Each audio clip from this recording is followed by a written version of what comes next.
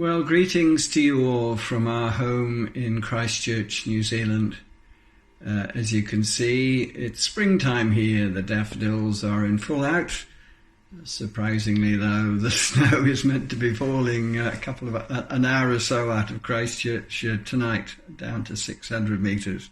So we're into spring. I wanted to share with you that New Zealand has been in different stages of lockdown over the past months, and it's been an opportunity for me to clear up my studies and open some of the boxes that have been in storage since leaving Northern Ireland in about 2010, and of course being open to many surprises. One of the first surprises was discovering the turf cross that had lain in a storage box for these past 12 years. And it was a great joy to discover this again and wanting to share how we live our commitment to the community in our local context. But opening up many of these storage boxes opened up many new memories of the past, particularly the 1980s. Lots of postcards, I guess. Postcards, pictures, papers, newsletters, all sorts of things that have been carefully put to one side. And I thought I might share some of these with you today. Firstly, the Davies. Shirley and John Morrow, Ray and John. These would be the group of volunteers who were with us in the mid-1980s. The Corrymeela sign looking very sharply down here. And then pictures of the old house and the playground. Sorry about some of the light on it. I might just turn the light off just a moment. And the grounds where Peter Tennant worked very hard growing the trees. And in winter, and that was the village. And of course the Croi. And the day when the peace pole arrived in maybe 1986, gathering around the cottage. The time of the opening of the playground by Sean Armstrong's mother and all the balloons. The Swedish group coming over for Midsummer Games. Summerfest. That Doug and the team had organised things going outside of Tara, and of course the inevitable TV cruise, the director's house, which Anne turned over to create Grass, Kathleen Bakewell. And there's a picture of Breege that probably she might not want to remember. And myself with Harold and Derek and our partners. A lovely picture of Roy with Ray and Kathleen. And, I forget what his name is. A great friend from Corrymeela. And Colin Craig paddled over from Iona. Even did a marathon run for Corrymeela to raise some funds. The Lambegs were out. And then the singers. There's a deaf and blind group that came up. And we took a group across to Taizé for a special 10 days over there. A view of Ballycastle, up by the cottages. And of course those farewells. Desi McClernand up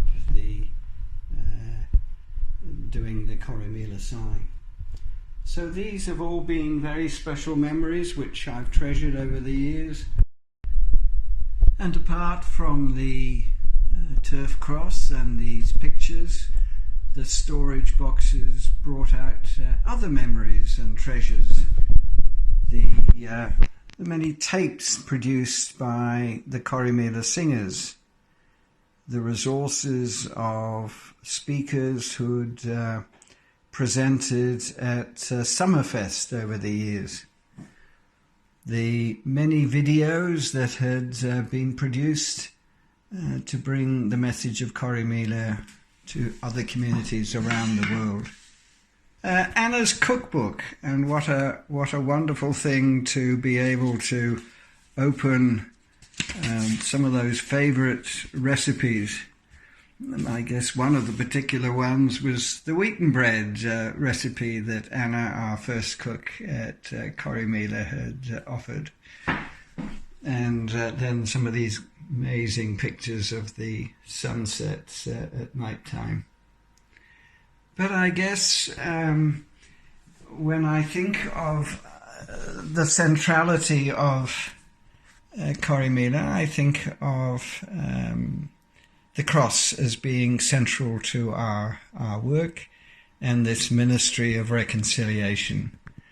And it brings us back to the deeper things rather than the memories, but the deeper things of Scripture. And how in 2 Corinthians 5 we're given this message that Christ gave us this ministry of reconciliation, and he has committed to us the message of reconciliation. And we are therefore Christ's ambassadors. So it brings me back to excuse me, the times of worshipping around the cross, and the times of understanding the beauty of the Corrymeela logo, which speaks to me here in New Zealand just as it does to those of you in Northern Ireland, in the Republic, in England, Scotland, Wales, America, Europe, Australia, wherever you're listening this to. And it's about the divisions in our own community, the continued issues of climate change, poverty, human rights, but also those things that divide people from people, neighbours from neighbours.